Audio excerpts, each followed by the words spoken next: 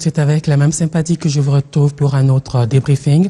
Débriefing, émission d'opinion sur B1 Télévision. Chaque semaine, nous faisons le tour des questions qui agitent le débat public. Aujourd'hui, nous verrons les rapports de force au lendemain de la ville morte. Cette ville morte donc décrétée par le Front citoyen en 2016. Le dialogue, les élections, où en sommes-nous avec ce communiqué conjoint Union africaine, Union européenne, Nations unies, OIF, qui appelle à l'implication de tous pour des élections réussies aux bonnes dates. C'est une citation. J'en parle avec deux invités. Ils sont l'un de l'opposition, tout naturellement, et l'autre de la majorité, mais ils ont deux points en commun.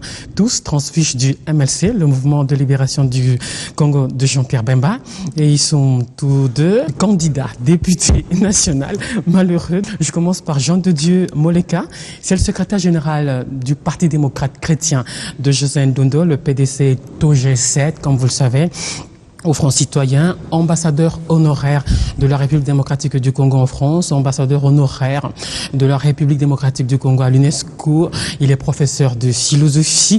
Et Monsieur Moleka, en faisant un tour sur le web, je suis tombé sur un article de Jeune Afrique qui vous décrit comme un homme peu ordinaire. Vous avez fait le séminaire pour devenir prêtre et puis vous êtes reconverti ou ravisé.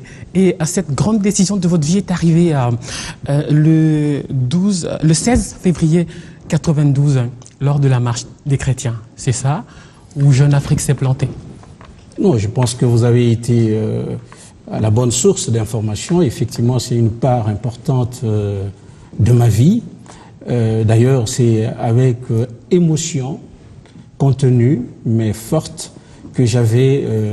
à l'occasion de l'appel du G7, de la dynamique de l'opposition et du Front citoyen, adressé à tous les peuples congolais pour observer la ville morte d'hier, que je suis resté chez moi, parce que me souvenant précisément de jeunes gens de l'époque, aujourd'hui quadragénaires, parfois aussi quinquagénaires, qui ont eu des enfants entre-temps et qui veulent transmettre des valeurs auxquelles ils croient à leurs enfants. C'est donc en me souvenant de cela que j'ai respecté le mot d'ordre.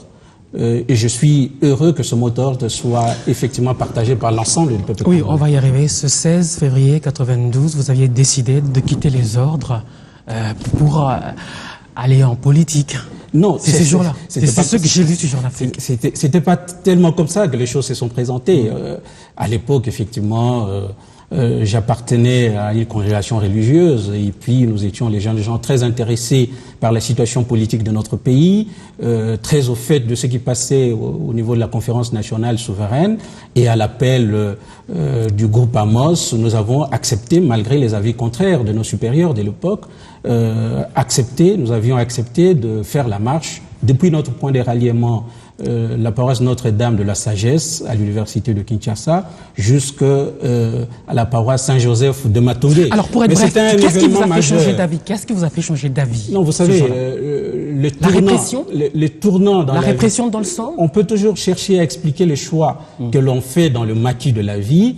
Mais il y a plusieurs raisons. Je ne pensais pas que l'émission allait porter sur les raisons pour lesquelles j'avais décidé de réorienter ma vie autrement, toujours en étant au service, toujours en étant au service de l'humanité. C'est ça qui est le plus important. C'est votre CV. Que l'on soit sous CV. les ordres ou que l'on soit dans le maquis de la vie, dans le monde public, le plus important c'est d'être attentif au sort de ses compatriotes et surtout de travailler pour améliorer la qualité de vie de ses concitoyens. Je pense que c'est la motivation profonde qui m'a animé depuis toujours au service de mes frères dans le cadre religieux, mais aussi qui m'anime encore aujourd'hui dans le cadre d'un débat public, d'une action publique responsable, vouée à la réalisation de la liberté de chacun là où il est.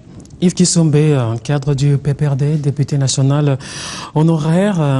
En parcourant le web, j'ai lu cette petite phrase, le très controversé Yves Kisombe. Ça vous fait quoi? Ça vous fait sourire? Non, ça vous agace? Ça me rappelle une venue de George Bush, le père, quand il était président des États-Unis. Vous voyez, la comparaison est à proportion bien gardée. Il faut toujours faire des comparaisons ambitieuses, mais toute proportion gardée. Et on avait bouclé une artère importante dans le centre-ville, l'avenue Louise à Bruxelles, et il y avait des murmures, des protestations, etc. Et puis toujours quelques manifestants. Et George Bush avait dit, partout où le président des États-Unis va, il suscite l'intérêt.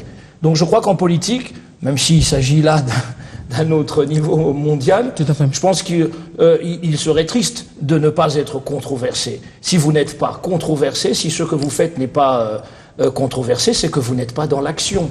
En démocratie, le fait d'être approuvé ou désavoué par les uns et les autres participe de l'action elle-même, de la vie politique. Avant de voir les implications, les rapports de force, les conséquences de cette journée d'hier, on reste sur les faits. Qu'est-ce qui s'est passé hier? D'abord, l'enjeu, l'opposition appelée à la ville morte pour réclamer le respect des délais constitutionnels par rapport aux élections. Alors, selon qu'on est de l'opposition ou de la majorité, chaque camp revendique la victoire. À la majorité, j'ai entendu des petites phrases du genre échec cuisant, à pétard mouillé, tandis qu'à l'opposition, on se frotte les mains, réussite totale. Monsieur Moleka, qu'est-ce qu'il faut dire? Qu'est-ce qui vous fait dire que cette ville morte était une réussite? D'abord, je ne suis pas heureux de cette manière de présenter les choses en termes de victoire ou de défaite. Parce que l'enjeu, ce n'est pas de vaincre un camp, ou en tout cas l'opposition, son enjeu n'était pas de vaincre le camp de la majorité. L'enjeu, c'est de faire prendre conscience à tous les Congolais de la nécessité d'aller au-delà de la confrontation. Et cette nécessité passe par la compréhension qu'on peut avoir de la ville morte. La ville morte n'était pas un appel à la désobéissance civile, n'est pas un appel à la confrontation dans la rue ou à l'affrontement dans la rue. La ville morte, c'était l'occasion pour chacun de faire une halte et de réfléchir sur le chemin que nous devons suivre ensemble pour respecter la Constitution, faire triompher les valeurs démocratiques dans notre pays. Alors, il est curieux d'apprendre de la bouche de collègues de la majorité que pour eux, c'était une victoire et pour nous, c'était une défaite.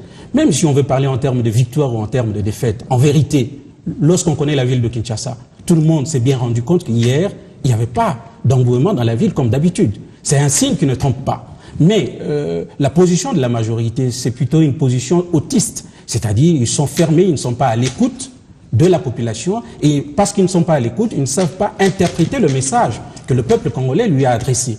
Il faut être capable d'être humble, d'écouter le peuple, d'interpréter le message et de se réapproprier ce message pour réorienter son action politique. C'est pour ça que je dis, l'enjeu, ce n'est pas la victoire, l'enjeu, c'est la compréhension du message du peuple dans l'intérêt supérieur du pays. Yves Kissombe, la majorité autiste, je reprends ces termes. Non, certainement pas. Mais je suis d'accord avec Jean de Dieu Moleka sur l'inutilité de parler de victoire et de défaite. Pétard mouillé, échec cuisant. Non, de manière catégorique. Mais je ne partage pas son analyse sur le fond. C'est-à-dire que je trouve quand même un peu curieux qu'on parle de l'écoute du peuple pendant qu'on non pas décrète, parce que seul le pouvoir décrète. Faut que les citoyens sachent utiliser les mots qu'il faut.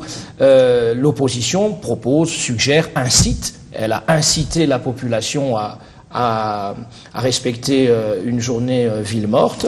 Et selon eux, la population a suivi en masse. Hein. Non, et c'est un message fort. Ça, c'est faux. C'est un signal fort. Non, ça, par contre, c'est faux. En toute objectivité, on ne peut pas dire cela.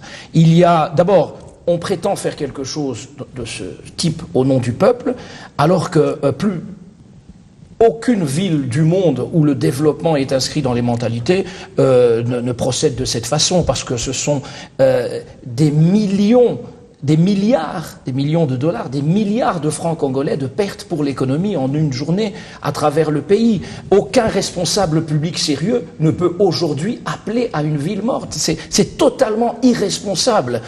Ça montre que les efforts de développement, le redressement économique du pays, ça ne concerne pas l'opposition dans ce pays. L'opposition a son action axée sur l'accès au pouvoir à tout prix. Et en créant un faux débat sur le respect de la Constitution, un faux débat sur Kabila restons sur la journée d'hier. pas. Restons sur la journée d'hier. Oui, la journée d'hier. Et donc, l'appel a été suivi en masse ou pas? non, je n'ai pas fait ce constat. L'appel n'a pas été suivi. On n'a pas assisté aux gros embouteillages des premières heures du matin. Non, il n'y a pas eu d'adhésion populaire. Il y a eu une psychose qui a empêché des mamans et des enfants d'aller à l'école. Voilà ce qu'il y a eu. Une psychose causée par les menaces des militants de l'opposition sous l'instigation de leurs leaders irresponsables. Sur ce coup, j'ai du respect pour tout le monde, mais ça c'est de l'irresponsabilité. On sait qu'à la cité, on a menacé les mamans, on a menacé les citoyens si ils osaient mettre le nez dehors, des représailles les attendaient. On sait cela. Et donc, il n'y a pas eu d'adhésion à une ville morte. En dépit de ces il y a menaces, eu un ralentissement de l'activité. Dû à une certaine psychose, mais pour l'essentiel, vous avez pu voir les images, il y a eu tout de même de l'activité à Kinshasa, à travers le pays. On ne peut pas parler d'échec de la part de l'opposition. Enfin, on ne peut pas dire qu'il s'agit d'un échec total, j'allais dire, dans certains coins du pays, parce que, je vous dis, il y a eu cette psychose, mais dans l'ensemble, c'est un échec parce que l'adhésion populaire n'y était pas. Les gens ne veulent plus servir de marchepied à l'opposition. Je vais vous dire une autre chose. Henri Mova, mon secrétaire général, a très bien dit, et vraiment, il a tapé là où il fallait. Ce sont les mêmes anciens moboutistes qui ont martyrisé cette population du 16 février 92 qui a perdu la vie. C'est parce que le 16 février 92, on va y revenir, s'il vous plaît. C'était une action citoyenne. Okay, et aujourd'hui, les partis politiques de l'opposition en font une récupération éhontée. Et c'est quand même terrible. Et ce sont les mêmes... On va y revenir. S'il vous plaît, ça soit un monologue. Non, rapidement. Prenez par exemple... S'il vous plaît, prenez par exemple... à se disputer la parole. S'il vous plaît, vous avez parlé. Non, excusez-moi. Tout à fait. Il faut être un tout petit peu discipliné. Non, il faut se rattraper, il n'y a pas de problème. Un tout petit peu discipliné, sinon là, ça va partir en cacahuète. Alors, Monsieur Moleka, selon lui, c'est la psychose qui a amené les gens à rester terrés chez eux. Non, je crois qu'il y a une mauvaise lecture de la situation et de l'opinion. Évidemment, lorsqu'on s'entête dans cette prise de position, ça veut dire qu'on reste précisément autiste au message de la population. Je crois qu'il y a eu un libre choix de la population congolaise de rester chez elle pour exprimer son attachement aux valeurs démocratiques, pour commémorer le massacre des chrétiens du 16 février 92, pour rappeler aux tenants du pouvoir d'aujourd'hui que la vie politique est très répétitive parce que nous ne pouvons pas inventer la roue. Nous savons bien que les hommes et les femmes qui ont marché il y a 20 ans, il y a 24 ans, il y a 30 ans, contre la dictature, pour l'instauration de la démocratie, c'était des vivants agissants et souffrant d'autrefois. Eux aussi, comme nous, ils étaient portés par le désir de mener la vie qui vaut la peine d'être vécue. Certains de leurs projets ont été avortés, étouffés par le pouvoir en place. Il y a des figures analogues qu'on remarque aujourd'hui dans la gestion de la vie publique aujourd'hui. C'est pour ça que j'insiste sur le fait qu'il ne faut pas comprendre l'appel à la ville morte comme une occasion d'affrontement. Peut-être qu'eux, ils attendaient qu'il y ait un affrontement sur le terrain pour légitimer leur recours à la violence. Parce qu'ils n'ont pas eu ça, ils sont désabusés. Maintenant, l'argument qui reste, c'est de dire que les gens sont restés chez eux par psychose. Alors qu'en vérité, c'était par libre choix. Parce qu'ils exprimaient leur ferme volonté de ne pas accepter le glissement qui pointe à l'horizon, de ne pas accepter le non-respect des délais constitutionnels qui pointent à l'horizon. Et d'ailleurs, la preuve, les parents ont gardé leurs enfants à la maison. Même les responsables politiques de haut rang n'ont pas envoyé leurs enfants à l'école. Ils ne vont pas nous dire qu'ils l'ont fait par peur, parce qu'ils ont des gardes du corps. Ils auraient pu aller déposer leurs enfants à l'école. S'ils ne l'ont pas fait, parce qu'eux-mêmes, dans leur intime conviction, ils savaient bien que le mot d'ordre, l'appel à la méditation, à la ville morte, lancé par l'opposition congolaise et unanimement partagé par la population congolaise, allait être intériorisé et repris par chacun des Congolais. C'est sans doute pour ça qu'ils n'ont pas fait ça. Alors, notre ami, mon contradicteur, a parlé tout à l'heure des anciens qui aujourd'hui, mais écoutez, je Justement, pense qu'il a un rapport problématique avec voulez-vous me les laisser anciens. placer un mot et vous allez répondre. Il faisait allusion à cette déclaration d'Henri Mauvat hier, je l'ai noté. Les crimes du 16 février 92 sont l'œuvre de ceux qui font appel à la ville morte aujourd'hui. Ce sont les tueurs, ce sont eux les tueurs. On peut même demander un procès. Il poursuit en disant faire appel à la ville morte un 16 février, c'est un peu faire l'assassin qui revient sur le lieu du crime. D'abord, je ne crois pas que ce soit aux politiciens de déclarer tel ou tel Congolais, compatriote, accusé. Il y a le juge qui peut le faire. Il y a aussi l'historien qui doit établir la vérité sur les faits qui se sont réellement passés le 16 février 92. Parce que finalement, on risque d'assister à l'histoire vassalisée par les tenants du pouvoir.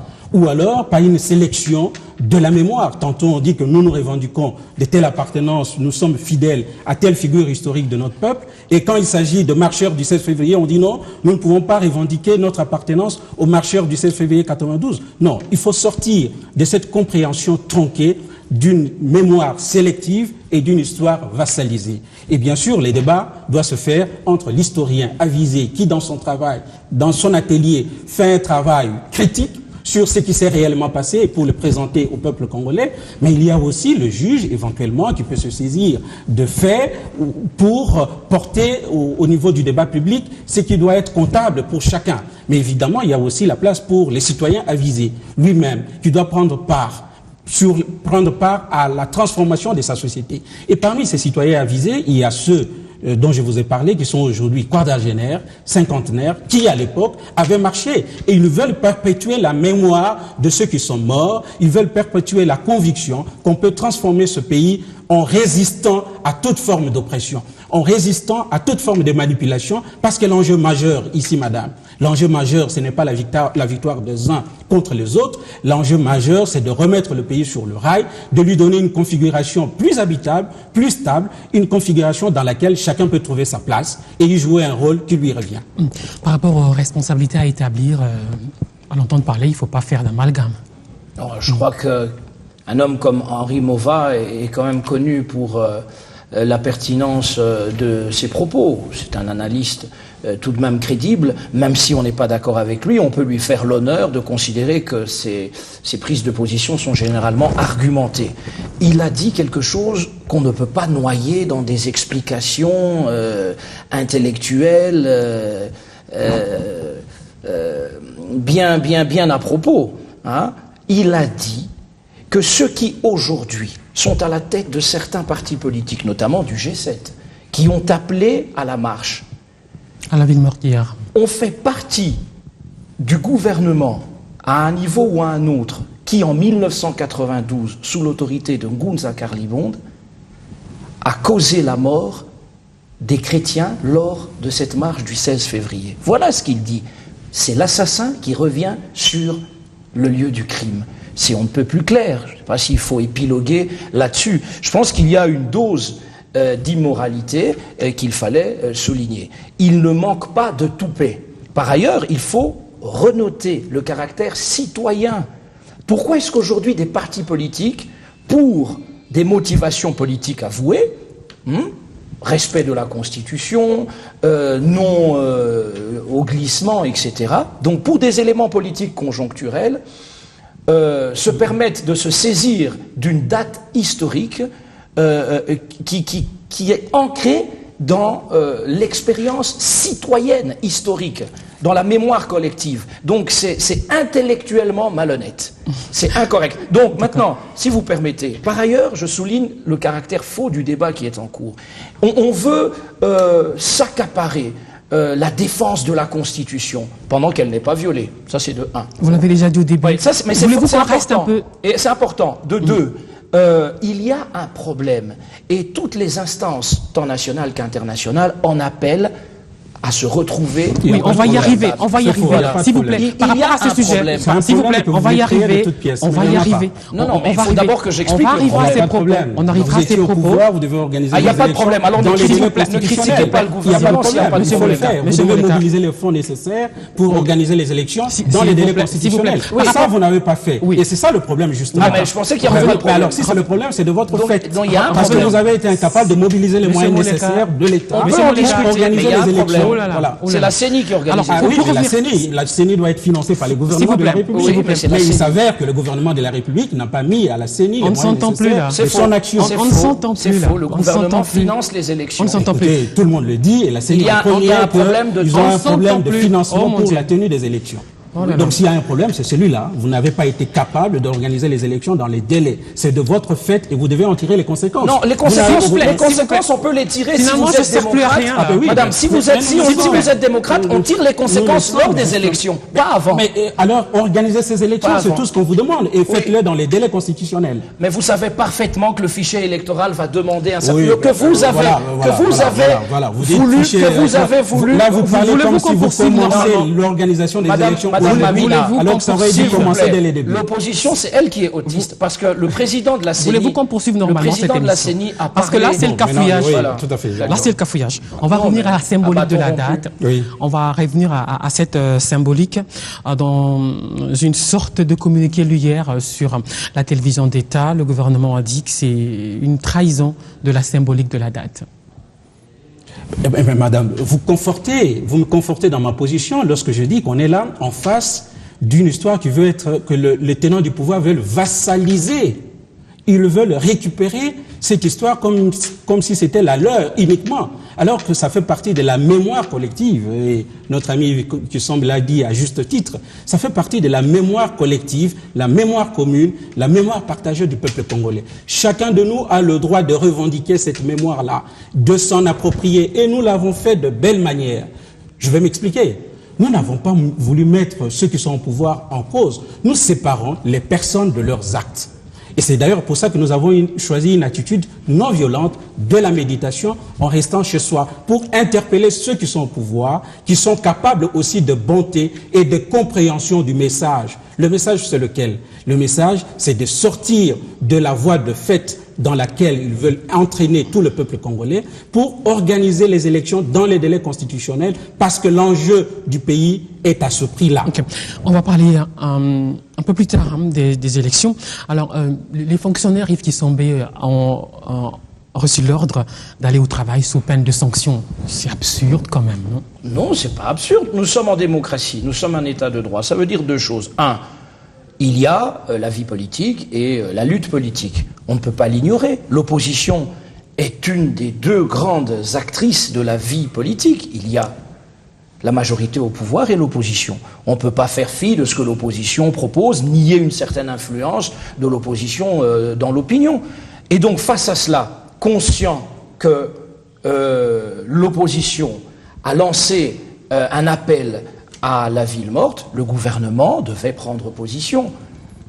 Parce que l'opposition n'est pas une quantité négligeable. Pour contraindre les fonctionnaires à travailler. Et la position du gouvernement a été de la plus grande qualité. C'était une décision de responsabilité. Ce n'est pas un jour férié.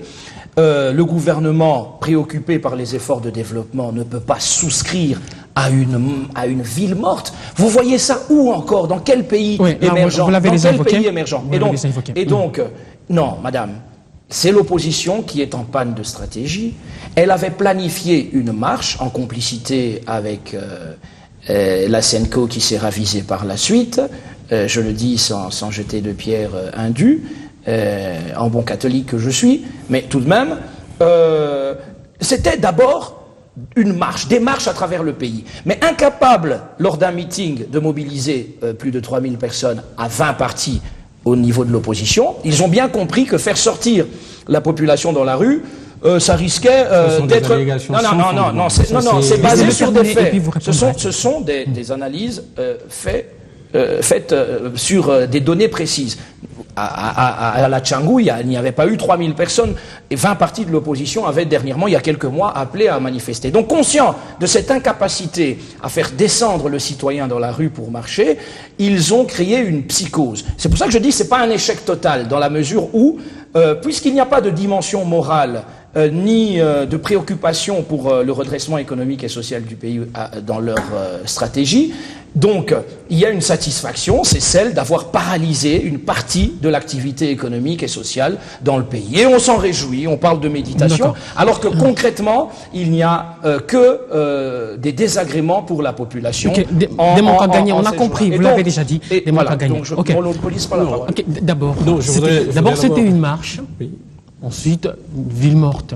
Qu'est-ce qui a motivé ce changement de programme? Non, je crois, madame, que à ma connaissance et à votre connaissance sans doute aussi, le G7, la dynamique de l'opposition et le Front citoyen n'avaient pas appelé à une marche. Vous n'allez pas attribuer à l'opposition ce qu'elle n'a pas fait ou ce qu'elle n'a pas demandé de faire. L'opposition, au contraire, a appelé à une ville morte. Et les documents sont là pour l'attester. Ça a été signé, ce n'était pas de tracts envoyés comme ça, c'était des documents authentiquement signés par le principaux animateurs de forces en présence dans le cadre de l'opposition républicaine de notre pays. Alors dire qu'on avait projeté une marche, bien sûr, ça aurait été du pain béni pour le pouvoir en place, parce qu'ils n'attendaient que ça.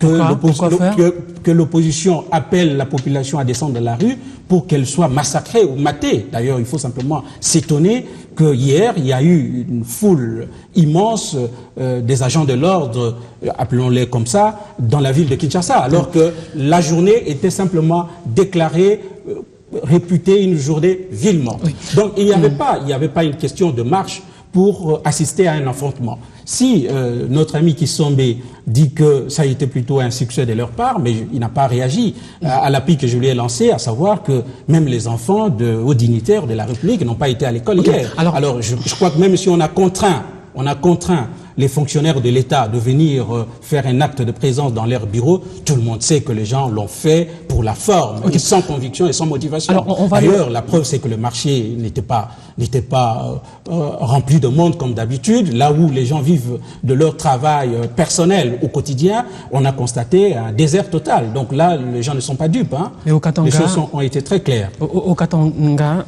ça n'a pas été à la hauteur de vos attentes. Ce qui fait dire à beaucoup que les trois, Moïse Katumbi, Kiunga Koumanza et Mando Simba n'ont pas réussi à paralyser la ville de Lubumbashi, par exemple. Alors, qui peut mesurer la grandeur ou la hauteur de nos attentes? Qui? Le plus important, c'est que le pays a été paralysé hier. Vous parlez de Lubumbashi, il y a des gens qui sont restés chez eux à la maison en réponse positive à l'appel de l'opposition. Il y a des gens qui sont restés chez eux à Bukavu à la maison, à Goma, à Kisangani, à Bouende, partout. À Goma, tout le monde était dehors pour saluer les léopards. Oui, mais ça c'est une diversion, madame. Vous êtes suffisamment averti pour comprendre que ça, ce n'était qu'une diversion de trop, en espérant entraîner la foule dans les rues avant de parler de l'arrestation, et espérer que de ce fait, la ville morte n'a pas été observée. Avant de parler de Martin Fayoulou à Lubumbashi, vous frottez les mains? Nous ne pouvons que nous réjouir quand la vie est normale pour les citoyens congolais, quand l'activité tourne normalement. La vie est déjà assez difficile comme ça d'une manière générale. Et donc, moi, je suis abasourdi d'entendre M. Moleka se féliciter d'une paralysie prétendue, certes, mais il vous dit... nous sommes heureux que le pays était paralysé. Est-ce que vous imaginez, Mamina Massengo, un acteur politique, un responsable qui se réjouit d'une paralysie qui, par ailleurs, est fausse? Le pays n'a pas été paralysé, Dieu merci, hier. Il y a eu un ralentissement ci et là, faut le dire, dû à une certaine psychose, et même à une psychose certaine. Lubumbashi et l'ancien Grand Katanga ont montré que les nouveaux acteurs politiques, les nouveaux leaders nouvellement venus dans l'opposition ont une popularité très très très relative, et que les élections à venir leur régleront certainement des comptes. Je rappelle ici simplement la petite coquille, le petit lapsus que vous avez fait tout à l'heure en parlant un peu de manière taquine de nous deux. Nos références ne sont pas que les élections de 2011, mais vous avez parlé de candidats malheureux pour 2016. J'espère qu'on ne le sera pas, ni les gens de Dieu. 2011, ouais. Oui, donc, non, mais c'est pour dire, non, c'est pour dire, madame, que l'opposition est à court d'arguments, à court de stratégie. Oui, et c'est cela qui explique le genre de discours que vous entendez. Un discours, avec tout le respect que j'ai pour eux, mais totalement irresponsable. Okay. Parce que ne correspondant pas aux aspirations de la population. Alors on confond ses rêves et la réalité. On parle au nom de la population. Non, s'il vous plaît. Tout le monde parle Soyons de la objectifs. population. Non, s'il vous plaît. Mamina Massem, juste un mot. Il faut qu'on poursuive là. On n'a plus le temps là. Nous savons que ce qui intéresse la population, c'est la satisfaction des besoins humains fondamentaux. C'est pas les villes mortes pour plaire aux opposants qui veulent accéder au pouvoir en dehors de la Constitution. On l'a compris, Martin Fayoulou, non, arrêtez. Madame, notre ami Kisombe a tenu des propos excessifs. À quel sujet? Oui, il a dit beaucoup de choses. D'abord, par rapport aux candidats malheureux. Non, j'ai été élu député, madame, en 2011. Élu de la circonscription électorale invalidé par la Bumba, Cour suprême. Puis invalidé par la Cour suprême. Donc vous n'avez pas été élu député de Kinshasa. Alors même que on est élu député quand la Cour suprême vous proclame député. Proclamé par la CENI. Mais c'est une étape provisoire. Non, c'est pas une étape provisoire. Laissez-moi finir. Invalidé par la Cour suprême de Kinshasa, la Cour suprême de justice, alors même que je n'ai pas été contesté ni à Bumba ni devant la Cour suprême de justice. Il faut demander à Yves Kosombe comment ils font pour faire passer des gens qui n'ont pas été élus localement. On leur attribue 22 000 voix par la Cour suprême de justice. Alors, donc je n'ai pas été un candidat malheureux. J'ai été bien légaliste. Non, écoutez, il y a bien sûr. Mais je sais qu'il s'est passé beaucoup de choses. Vous n'avez pas été réellement élu. Voilà, j'ai une base. Voyons le résultat. Et d'ailleurs, cette base me réclame sans cesse. Alors, je reviens aux propos excessifs. Aux propos excessifs Non, je crois qu'il manque de considération à l'égard du peuple congolais. Le peuple congolais n'a pas été manipulé. Je voudrais qu'ils comprennent que le peuple, lorsqu'il a accepté d'observer la ville morte hier, c'est un choix libre, sans contrainte. Alors que eux, ils ont contraint les fonctionnaires de l'État de venir faire un acte de présence dans leur bureau. Nous avons fait un appel à la conscience de chacun, à la conscience et à la responsabilité de chacun face aux dérives dictatoriales qui pointent à l'horizon de notre pays. Et cet appel à la responsabilité a été entendu. Oui, mais je le répète, j'ai l'impression que vous ne saisissez pas la portée de on en est Martin Fayoulou maintenant. Nous sommes tous pour le développement intégré et intégral de notre pays, mais ce développement doit se faire dans le respect de règles reconnues et partagées unanimement par tout le peuple congolais. Et la principale règle, la loi fondamentale, est très claire à ce propos. Nous devons organiser les élections dans les délais constitutionnels pour éviter au pays de sombrer dans l'anarchie que eux, ils sont précisément en train d'attiser, en espérant que l'opposition allait appeler la population à la marche pour qu'ils viennent réprimer cette marche. Nous avons inversé, nous avons fait appel à la conscience de la population et cette conscience a été éveillée et la réponse a été donnée hier. Madame. Martin Fayoulou arrêté, pour vous, c'est un faux pas à interpeller puis relâcher aussi? Non, ça conforte précisément l'idée que nous nous faisons de ce pouvoir qui est violent, qui est en train de réprimer les libertés individuelles, qui est en train de réprimer la liberté d'expression. Et dans ce contexte, résister, ça veut dire quoi? Résister, c'est bien sûr exister, mais c'est résister, c'est aussi, ça devient une obligation pour celles et ceux qui croient aux valeurs démocratiques de continuer ce combat. Et c'est ce qui a été attesté hier. Bien sûr, la suite des jours qui va venir va nous démontrer tout à fait la nécessité de continuer ce combat. Ouais. Je crois que tout le monde c'est une gaffe, il faut le reconnaître, c'était une gaffe. Madame, je ne comprends pas comment M. Moleka peut porter un jugement sur des éléments dont il n'a pas connaissance, sur des faits dont il n'a pas connaissance dans le détail. Moi, je ne sais pas ce qui s'est passé, ce que la justice a eu à... Il n'y a pas eu de justice, là. Il y a eu une interpellation par les services de sécurité. Ce que la justice a eu... Mais les services de sécurité font partie de l'action de la justice dans un premier temps. Pas le pouvoir évidemment, non, mais dans un premier temps, ils ont des missions de police judiciaire. Ça, c'est bien connu. Ce que je veux dire, c'est que un suspect a été interpellé. Moi, je fais confiance aux institutions de mon pays. Ensuite, relâché. Il y a une instruction en cours. Ça ne veut pas dire qu'elle va aboutir à une mise en accusation. Ça ne veut pas dire qu'il va nécessairement être innocenté, on n'en sait rien, mais ce que je sais, c'est que dans un État de droit démocratique, les autorités compétentes ont le pouvoir et le droit et l'obligation d'interpeller toute personne suspecte, par exemple, de tracts séditieux appelant à la violence, c'était des documents bien signés, dont les auteurs étaient connus. Tous n'ont pas été signés. Ce que je veux dire, c'est que il ne faut pas donner trop d'importance à un incident, peut-être somme toute plus banal. Mais c'est un acte révélateur de l'état dans lequel pas du tout. Oui, bien sûr. Vous avez tous les deux parlé sur ça. S'il vous plaît, madame, je termine. Quand je connais l'intolérance de certains amis de l'opposition, je me dis, la violence qui serait la leur s'ils étaient au pouvoir, c'est bien de parler de violence. On est dans un monde hypothétique, là. Et donc, on parle pas sur le plan logique, on parle de violence, ça n'a rien d'hypothétique. Quand vous voyez le parcours de certains qui ont du sang sur les mains, il n'y a rien d'hypothétique. La dernière question, il n'y a rien d'hypothétique là-dessus. Sur des prémices hypothétiques. Il n'y a rien d'hypothétique, je vous parle du vécu. Non, pas du tout. Vous voulez qu'on cite des noms? Non, s'il vous plaît, épargnez-nous les droits de réponse en cascade. Voilà. Alors, il y a 4 grandes organisations internationales qui appellent à l'implication de tous pour que les élections soient réussies et tenues à des bonnes dates.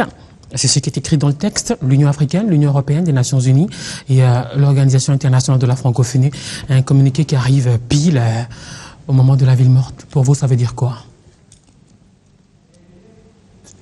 Simple coïncidence?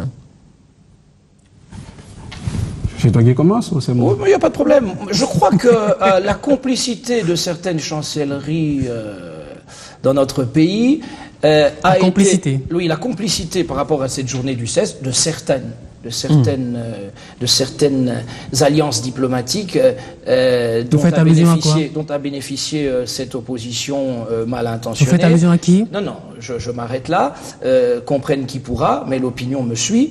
A été déçu du constat, parce que la ville morte n'était pas le seul objectif. L'objectif, c'était encore et toujours de susciter... On en est au communiqué conjoint des 4. Mais voilà pourquoi ils ont eux aussi cautionné par la suite, se rendant compte que l'opposition ne sera pas capable de faire changer le peuple congolais d'avis sur son désir d'avoir un processus électoral apaisé. Et que si pour cela, les politiciens doivent se mettre autour de la table pour fixer les choses, eh bien qu'ils le fassent. Ce qui intéresse le peuple, ce sont ses conditions de vie. C'est pas de servir de marchepied à l'opposition pour accéder au pouvoir. Et donc, par rapport à cela, la communauté internationale, toute la communauté internationale, rappelle aux opposants les plus endurcis sur la question qu'il faut absolument, pour le bien du pays, régler des choses, et la CENI l'attend aussi. Il y a, par exemple, l'ordre des élections. Il faut des options politiques, ce n'est pas prédit dans la loi ni dans la Constitution. Il faut des options levées au niveau politique. Et ça, c'est une responsabilité que nous devons assumer. Parce que la CENI, vous avez suivi le président de la CENI, qu'on ne peut pas critiquer pour une appartenance à la majorité ou quoi que ce soit. Je pense que c'est un technicien reconnu par tous. Il nous dit, moi je peux sortir un calendrier aujourd'hui, c'est pas le problème. Que devient le fichier électoral dont l'opposition a voulu le nettoyage avant toute chose? Il n'y a pas d'électorat aujourd'hui. Il faut un électorat pour élire les députés, le chef de l'État et les chefs de secteur et les maires. Il faut un électorat. Et donc, par rapport à cela, Jean de Dieu Moleka et Yves Kissomé, en ce qui les concerne, doivent se mettre d'accord sur un certain nombre de choses.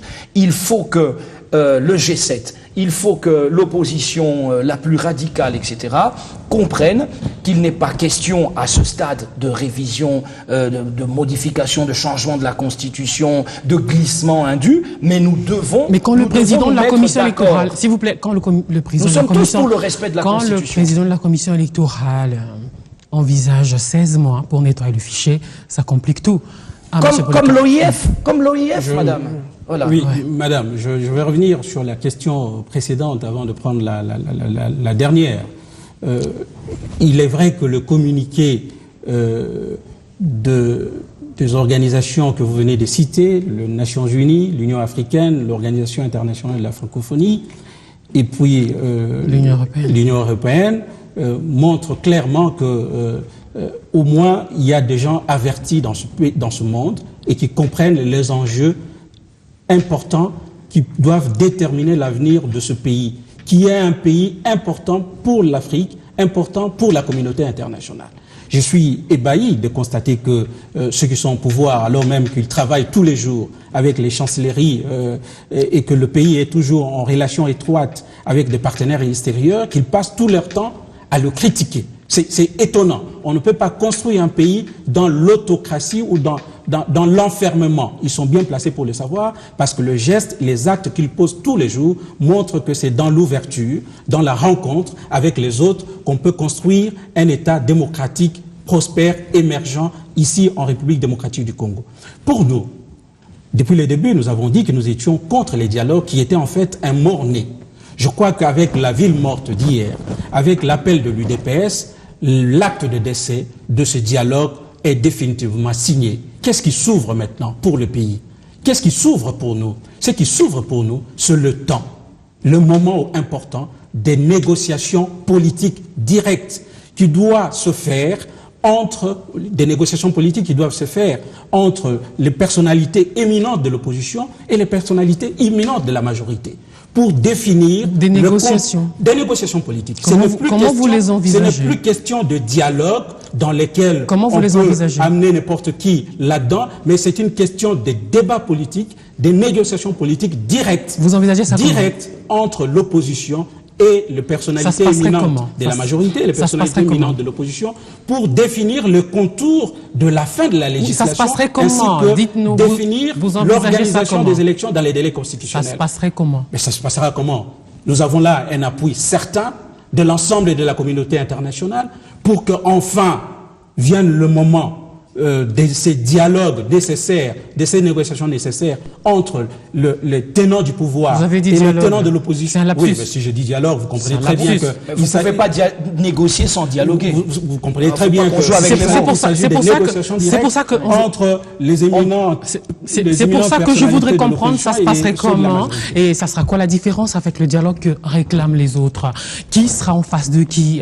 Il y aura une médiation, une facilitation? Madame, je ne vais pas expliquez-nous. Je ne veux pas rappeler ici le contenu, le format du dialogue tel que c'était voulu par la majorité présidentielle.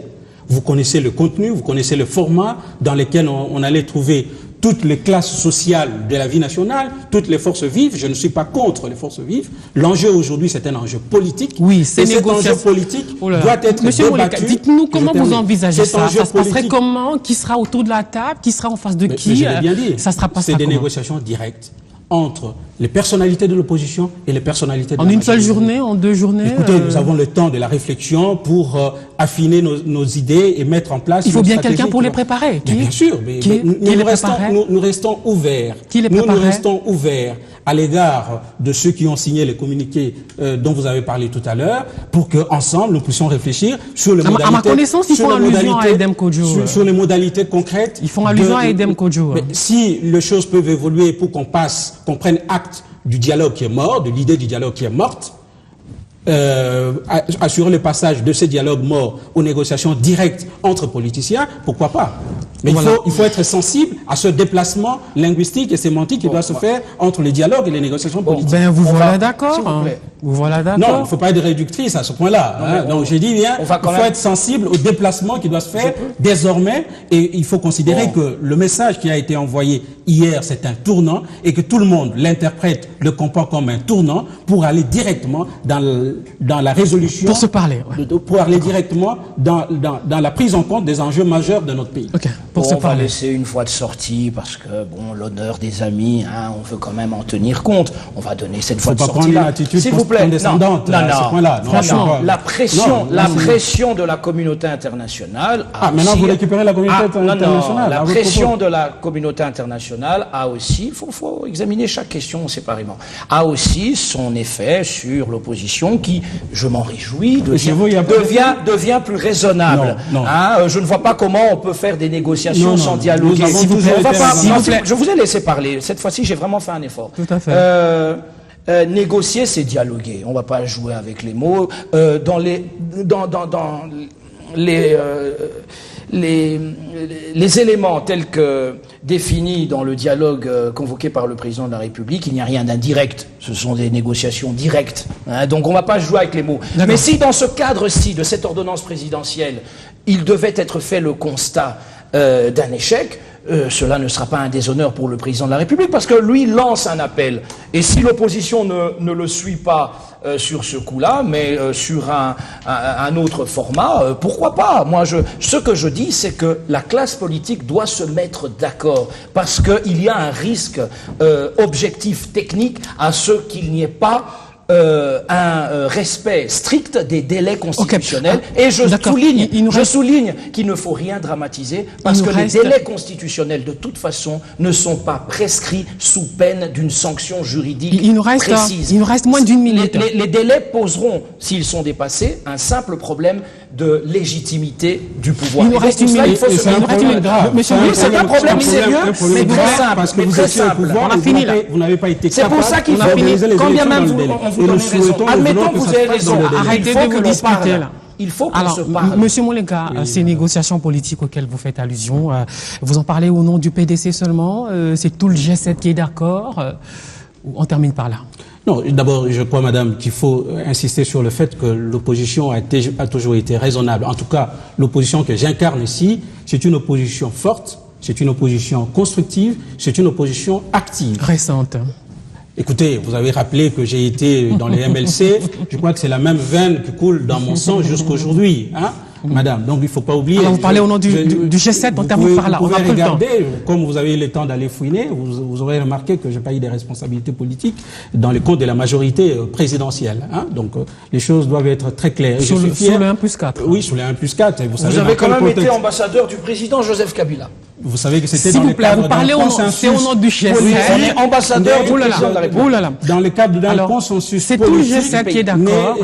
À la suite de négociations. C'était un clin d'œil. Oui, bien sûr, merci. C'est tout le G7 qui est d'accord ou c'est seulement le PDC là? Écoutez, je pense qu'au niveau du G7, nous avons été très clairs que pour nous n'allions pas participer au dialogue tel que convoqué par le président de la République. Maintenant que nous prenons acte de la mort définitive, parce que c'était peut-être encore à l'état latent, de la mort définitive de ce projet, de cette initiative. Vous êtes ouvert aux négociations. Ouvert à d'autres initiatives plus constructives, genre, plus raisonnables, négociations qui doivent politiques. amener le pays vers son destin. C'est d'organiser les élections. Le dialogue convoqué n'est pas retiré. Oui, ça devrait commencer, je crois, au mois de novembre. Merci Yves Kissombé, merci Jean de Dieu Moulenga d'être venu dans cette émission qui se termine ici. On a vraiment couru derrière le temps, désolé d'avoir débordé d'un peu plus de 30 secondes. On se retrouve demain 7h15 pour la rediffusion et la semaine prochaine pour un autre débriefing. Au revoir. Fashion, style, la mode congolaise avec Fanny Mandina. Fanny Mandila, design, styliste et modéliste.